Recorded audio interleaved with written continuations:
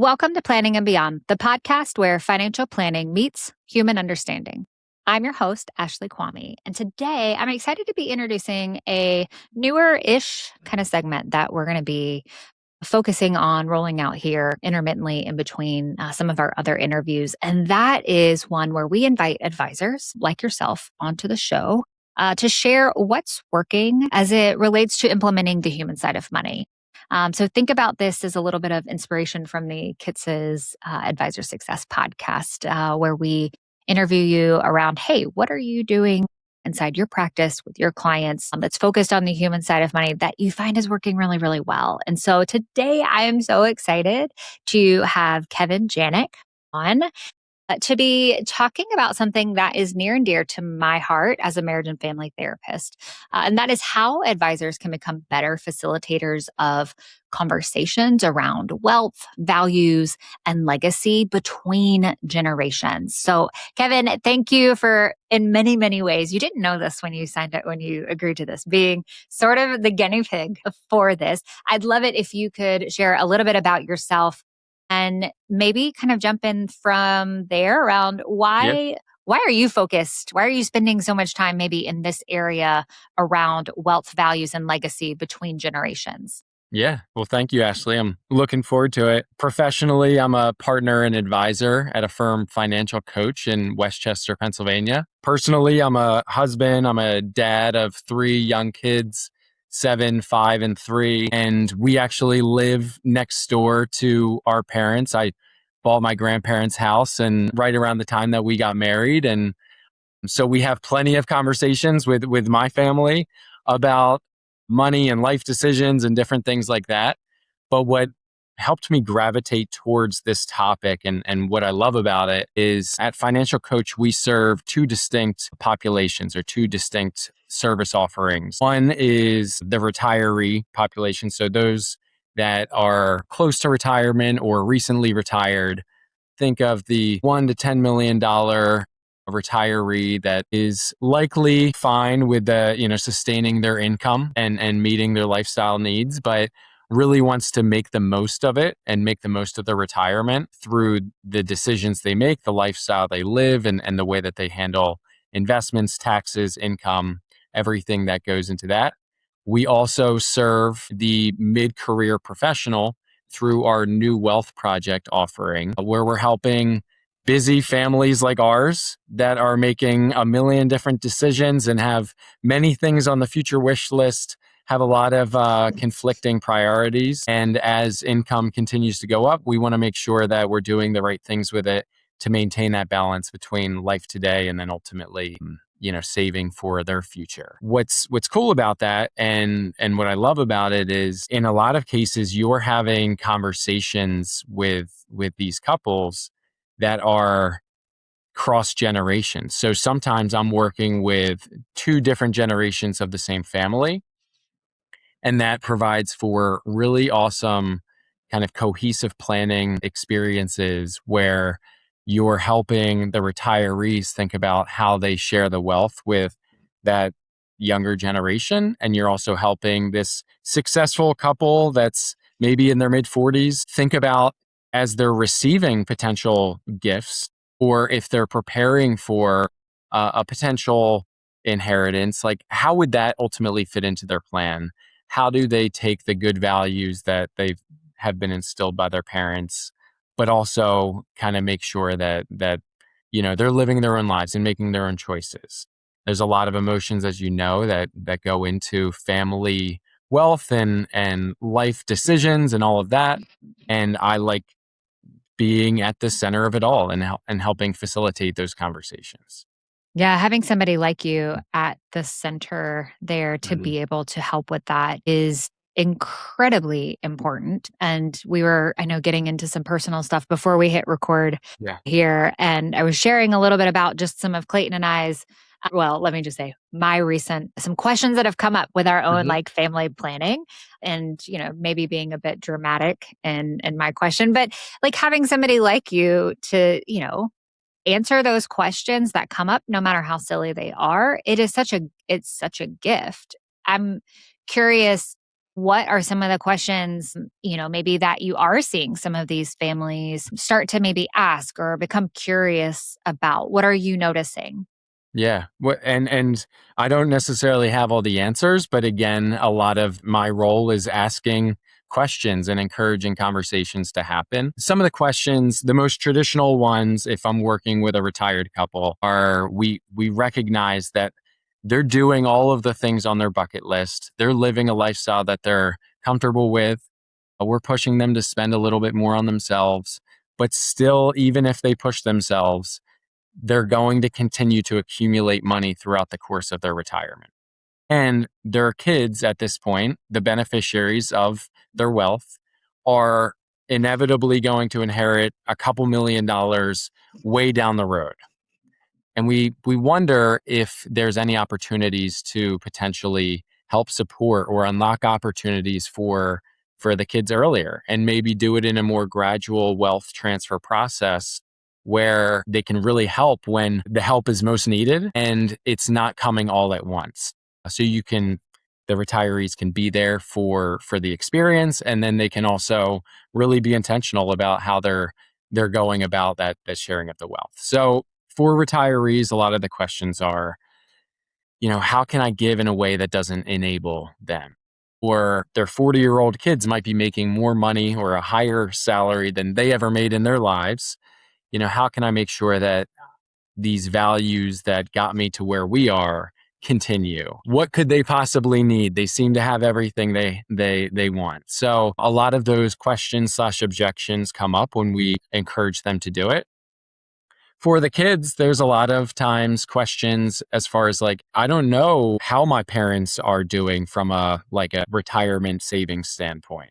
I don't know if I'm going to have to help out or if they're able to help me out at all. They often feel prideful of they want to, they don't want any handouts. They don't need any handouts from the parents, but they could use them for some of the things that are on the wish list. So there's just a lot of these unanswered questions because you just don't know what's on the other side, I guess.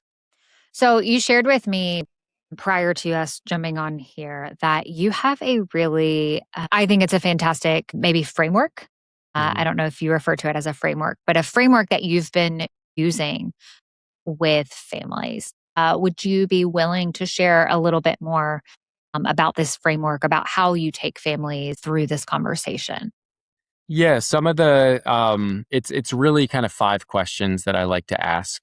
Oh, we love questions. So, Yeah, yeah. And it's a constant experiment. It's flexed for different situations and different client relationships. But 5 questions that I'm currently experimenting with are: first, deals with values. So I would ask the grandparents in this situation, what values do you most hope that your family carries forward? I would ask the 40-year-old mid-career professionals in this situation, what values do you hope, are you proud of or hope to continue forward that you've gotten from your parents? This is a way to really kind of get back to like what is most important to us in the way that we lead our lives and the way that we manage our wealth. Once we talk a little bit about values, the second question that I like to spend some time on is, what are you most proud of in your children's lives today? So a I little bit love of that one. celebration. Yeah. I feel like most parents might tell me separately that they're proud of their kids for different reasons. They don't always tell their kids that, and their kids might wonder, am I doing the right things? Am I leading a life that my parents would not just approve of, but be proud of? And that has really helped kind of open up these conversations a little bit more when there's a little bit of those words of affirmation, I think, before you dive into any of the money stuff. I also ask the mid-career professionals in this situation, what are you most proud of in your life today? What do you hope your parents are proud of that you've lived today? So I think if you're asking both sides and having everyone feel kind of excited and confident heading into that meeting, it makes for, a much better conversation. The third question I like to ask is regarding some opportunities. So, and what's on your radar?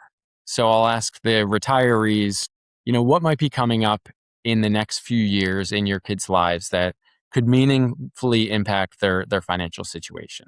So they are fine. They are making good money, but there's transitions ahead for your kids. There's college not too far away. There's different things in high school or sports that might require some extra money that they could kind of see on their radar and be like, ooh, this is an area where we might be able to help out. For the kids, it'd be what's coming up on your radar in the next couple of years that could meaningfully impact your financial situation. Where could you maybe use a little bit of help? To get a little bit more specific, I then transition to like the $50,000 question, and you I can love flex this. this based on uh, kind of the circumstances. But to the parents, I'll ask, if you were to give your children $50,000, what would you hope it creates regarding the opportunities? What would you hope they do with it? One, $50,000 stretches their mind a little bit. It's probably $50,000 more than they've given for anything other than college or a wedding or when they were raising the kids. But to hand them a check and have the trust that it's going to do good, let's play that out. What would you hope that good would be for the kids? If $50,000 was to unexpectedly land in your bank account and they can think of this as a bonus or a gift, what would they ultimately do with it? And then finally, to bring it to, okay, where do we go from here? Once we've talked through some of those things, what's one next step? So once you have this conversation, what would be a next step that you would like to take to feel like you can become closer as a family and more intentional with the way that you're managing wealth? I love I love all of these, and I mean, I like them individually. I think what I really like most about how you have them organized is the flow of it, starting at like a foundational level, like the values. Like, let's, get clear first on what do we value each, right? Each of our families. There's, some positivity, like celebrating, Mhm. right? And like being proud of expanding just that awareness and even like the conversation there. And then really funneling down into more of the nitty gritty kind of specifics there. So I love the flow Mhm. of this. I think it is really fantastic. And I'm imagining, Clayton and I going through this or walking like a client through this. And I can't help but think that it would be a pretty powerful process to watch families go through. Are there any, I don't know, any observations that you have kind of in taking families through this process? Yeah, and I would say it's a very fluid process. So it's basically the way that it's been done thus far has mostly been separate conversations. Separate I conversations see. where I'm having a and sometimes it's not the same family. Sometimes I'm working with retirees that have kids that we don't yet work with. Sometimes I'm working with mid-career professionals where we don't necessarily know the parents, but through Sure. conversations, it seems like there might be some opportunity for or gifting intent. Sometimes it is the same family. That makes it easier for sure. But they have been separate conversations that I've had, kind of getting them to think about it and then getting the others to think about it. And then even sending them like the list of questions and saying, is there a date in the future that you would think you could have a distraction free conversation now, kind of being able to air your thoughts out, collect, and be able to have, a really productive conversation now that, we've talked about this a little bit. That's the way that I've approached it thus far. And those first conversations were you could be a little bit unfiltered because the other generation wasn't there. And then they felt like they had a tight narrative heading into a conversation with their parents or their kids, and they've gone really well. I haven't yet facilitated one where both parties have been present Mm. and like a family meeting where I'm there. I'm curious, what's your take or to hear from other advisors, like when they facilitate these separately versus together, what are some of the different pros and cons of having those conversations? Yeah, I think the key, something that you said earlier, is to be fluid. And so, coming from, almost 2 decades of doing couples and family work, there is no couple or family system that is like the other. Mhm. And so, there are times where it is probably better or best practice to keep those conversations separate, Hmm. maybe depending upon what the dynamics are or might be, or even just as the advisor, like your own confidence and facilitating like a multi-generation like family meeting. That's a lot to take on. And so I don't think sometimes when I was supervising pre-licensed clinicians, like I would tell them, remember, you are one person trying to manage, potentially if you're putting two generations together, Hmm. four different people, right? That's a lot of dynamics. That's a lot of relationships, right? That you are just trying to manage. So you have to be really on your game and really regulated. It is, my partner, Meg Lertz, like she calls it a contact sport, and facilitating that type of meeting, it is like a contact sport. Like you have Hmm. to be engaged. So I think, to bring generations together is fantastic, but you really need to know what you're doing and to have a game plan, not just in the form of like an agenda, but like if things go sideways, how are you going to stop the conversation? How are you going to take a pause? How are you going to wrap things up in Yeah. such a way to where the family or families they leave like still wanting to be your client?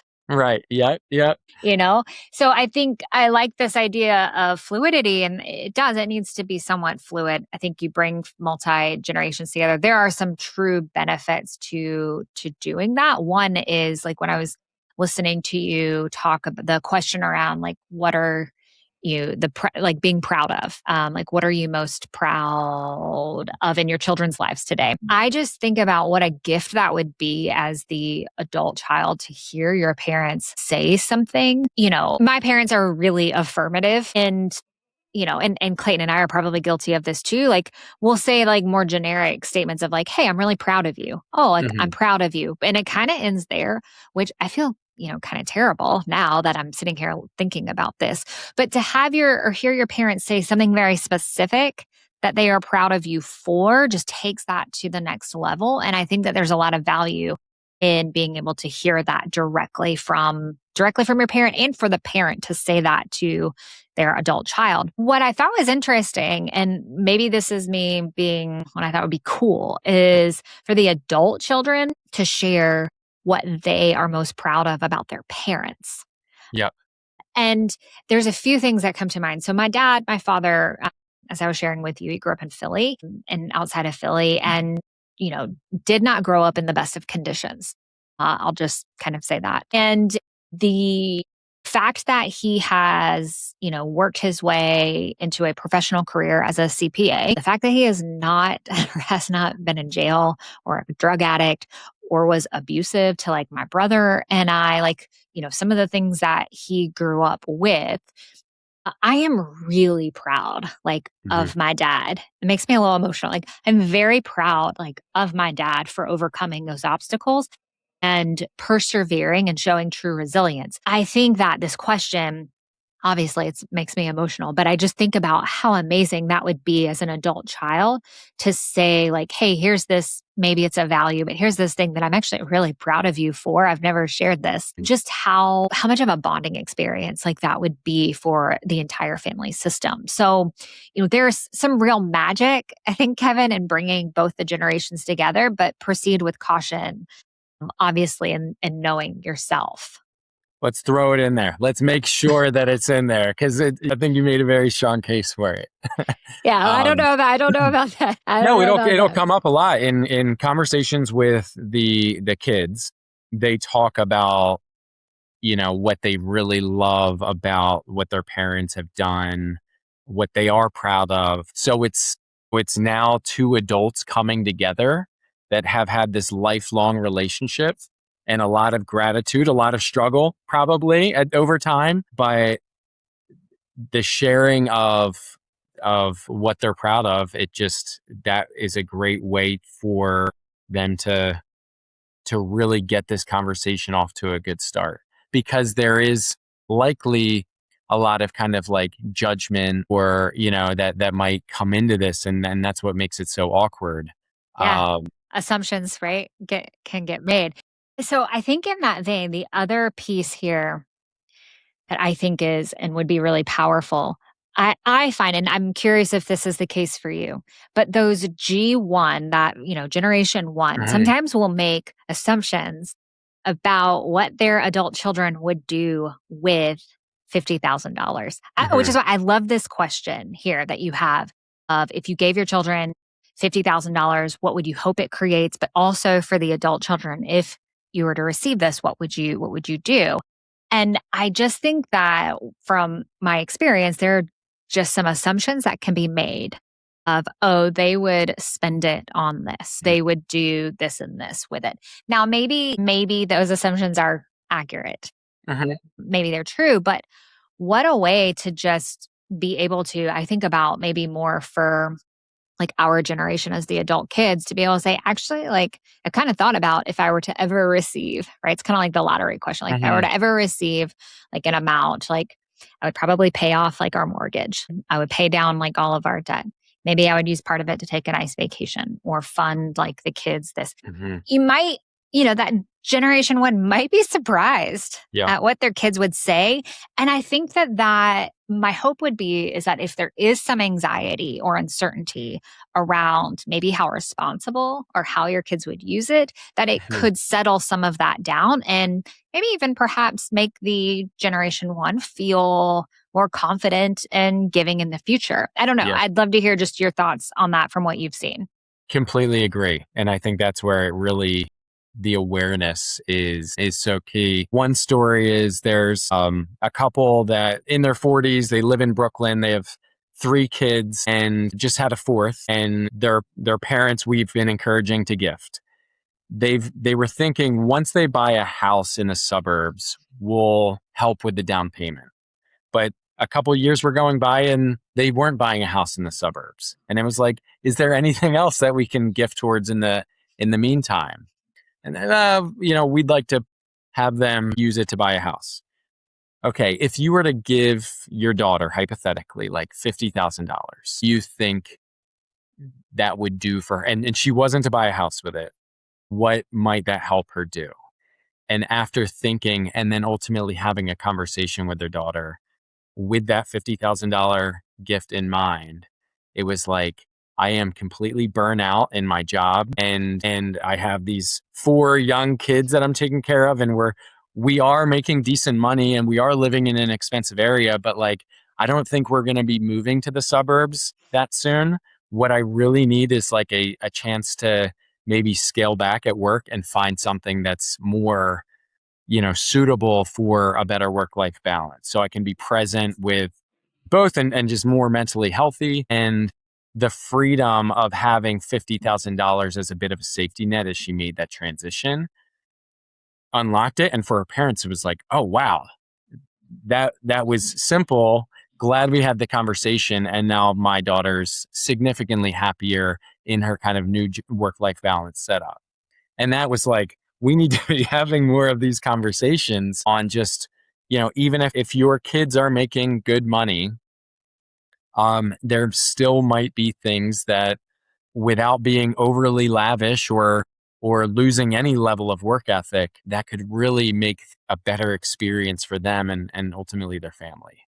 Oh, yeah, like, that's so magic or magical must be my word for today because that's just, like, what I keep Yeah. coming back to. Maybe it's because I'm at the beach right now, Kevin. I don't Yeah. know. I'm feeling a little, like, kinda woo-woo out there, but I feel like that's such a great story and example of the magic, the importance of just having the conversation Hmm. and where advisors like you can really do like the most good for their clients. Sure, like the technical advice is fantastic, but like this is, literally like generation like changing type of stuff here that we're talking about. This woman like having this conversation with her adult daughter who's burned out, right? The impact that was having on not only her, but her marriage, her kids.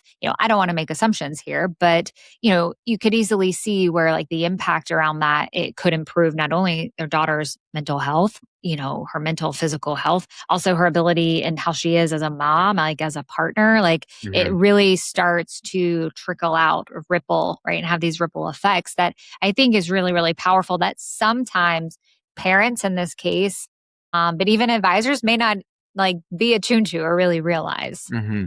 Yeah, absolutely.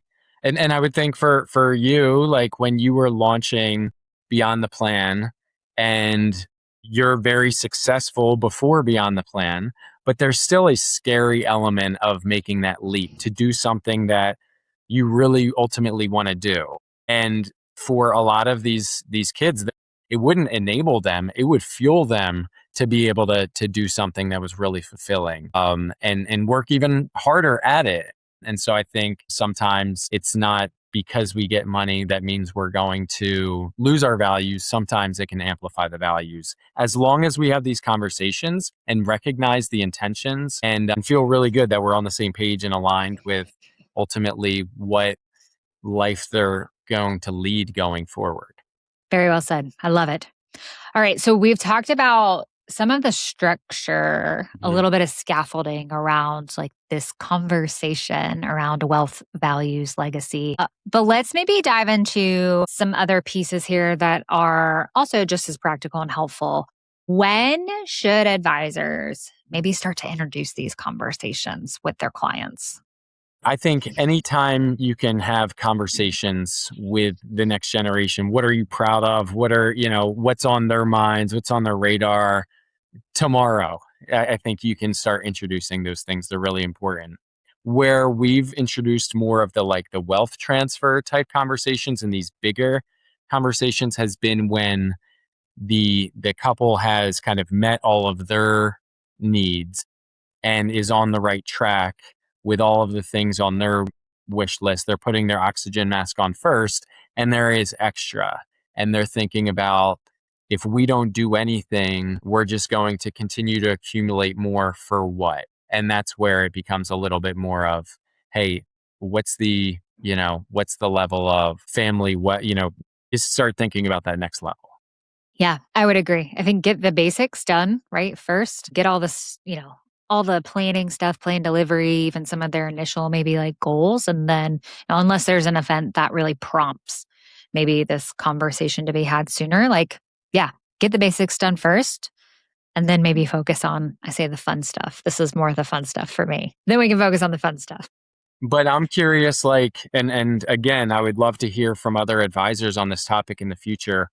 But for me, a lot of times it's been a gradual over time. These questions are sprinkled in. We get to hear more about the kids. We get a better context. We build the trust, and we're starting to learn a little bit more. And then maybe there is like a conversational event that happens in the future, but it's not necessarily.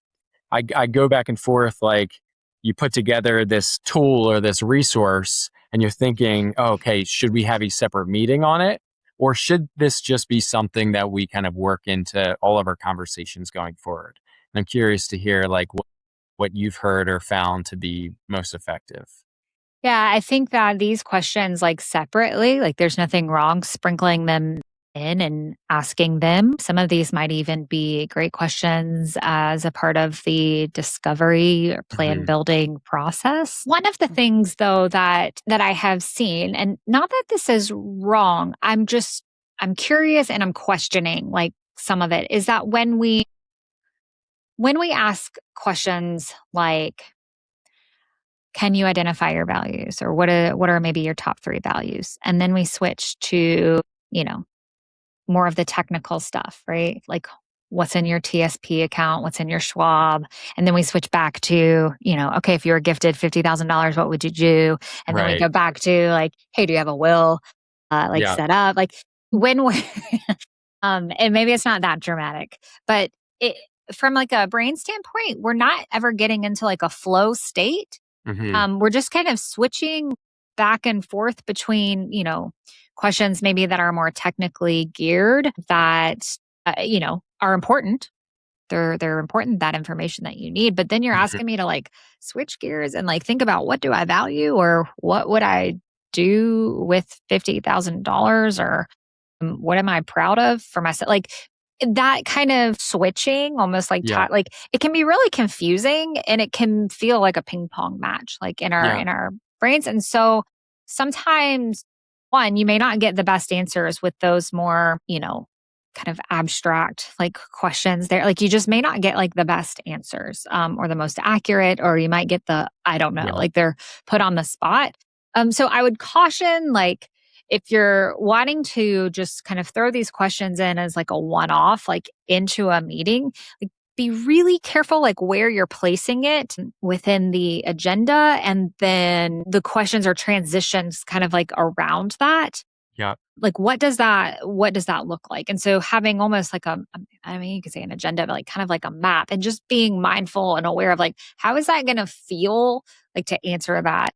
Um, Yeah. Maybe walk, your partner through it, or another advisor like in your firm or somebody else, and just get a sense for how it feels, because, it what you don't want is for clients to feel a little like discombobulated, or Yeah. like, why is he asking that? And then he switched over here, or she switched over here and is asking me this. Like, it's not making sense. Right.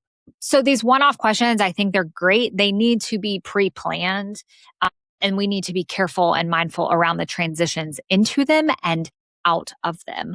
In addition to that, one of the things that frustrates me is asking questions and then never coming back to like the answers or bringing them back up like later. And so if Yeah. you're going to be asking questions like values, or the what would you do with 50,000 like dollars, like how would you, kind of build some goals like Yeah. around like that, but then you never come back to it, it can leave clients feeling really abandoned, like I just kind of made myself vulnerable, right? Hmm. And more or less, and I gave them this answer, but then How about that Roth conversion?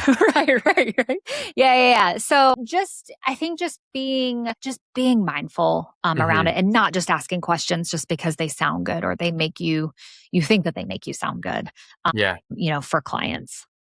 Where where I could improve and where it's come up in the past has been, you'll be having a conversation, you'll be showing them that if they don't spend more, this thing's just going to continue to accumulate, and their kids are inevitably going to inherit way more money than they intended. Um, hey, we could be doing more from a travel standpoint, or you could be gifting more to charities or to people that you care about. They'll throw in the objection of, they're fine, they're doing great on their own, we had to earn it ourselves, we'll get to that later on. And then I'll throw in kind of one of those follow-up questions. Well, what are some of the things on their radar in the next couple of years that you might be able to help out with? They'll talk a little bit about it, this or that. What would you say you're like most proud of for your kids? They might share a little bit. It's a nice conversation. And then, hey, you should think about gifting a little bit more. Then I'll throw in a recap email, like some questions. Hey, here are some things to think about. But there may not have been intention there to be like, this is actually a really important separate conversation that I'd love to have. It Yeah, sounds like there's definitely gifting capacity. There's a little bit of gifting intent. But I think to really get intentional about it, would you be open to setting up like a separate session where we just dive into that and think about how you would even talk to your kids about I that? love that. And then set up a follow-up meeting, and then we can go through a little bit more of the exercise. I'm kind of like lobbing the grenade in there and hoping over time and having success of getting them to have these conversations and think about these things. But I want to start getting better about like making this a little bit more of an intentional part of the process, even if it's kickstarted organically. Yeah, I think that language, that scripting there was brilliant, great, fantastic. And it does sound like, to your point, this is something that, you know, it has evolved like over time, but also like your confidence with it has Hmm. also increased and evolved. And I think that that really matters as well, which I love. Like on your first day as an advisor, you probably couldn't have delivered that, right? And I would, Sure. maybe you could have, I Or don't know. maybe Maybe last that's a week. really Yeah, bad. right, right. It sounded good you're on a podcast, you got the good lighting, you start firing away. Well, Kevin, I have genuinely appreciated all of your insights here, all of the juicy little nuggets and takeaways that you've shared. If people want more Kevin in their Hmm. life, where can they find you? Where can they hang out with you? LinkedIn, Kevin Janiec, Janiec is probably the best way to follow some of the content that I'm putting out. Um, the website for our retirement offer is financialcoachgroup.com, and the website for our mid-career professional offer is thenewwealthproject.com. So if you have any interest in exploring those websites, go there. But LinkedIn, happy to have a conversation there. And also feel free to reach out. I love talking about this stuff. And if you have any ideas, I'd love to hear them. We'll make sure that we include all of those in the show notes for those of you that are listening. Kevin, thank you so much for coming on and being a fantastic guinea pig Yeah. first in our advisor series here. Thank you so much for coming on and sharing. And thank you to all of you for allowing Kevin and I into your ears and into your mind today. It's a part of your week that you don't have to give us, but you're choosing to. And for that, I think I speak for Kevin and I in saying we are incredibly grateful. If this conversation resonated with you, I'd love to keep the connection going. You can find me on LinkedIn as well at Ashley Kwame, where I share weekly insights on the human side of planning. And if you'd like a little bit more beyond the plan, you can head over to our website and sign up for our monthly newsletter where we share strategies, insights, all centered around how to integrate the human side of planning into your firm and with your clients. Most importantly, though, make sure that you follow the show wherever you get your podcasts so that you never miss a future conversation like this one.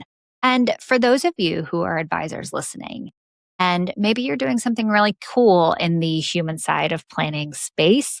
Maybe you've got a tool that you're using, a conversation framework, or just an approach that you'd like to share with the rest of the world. I would love to hear from you. You can reach out to me at beyondthefp.com.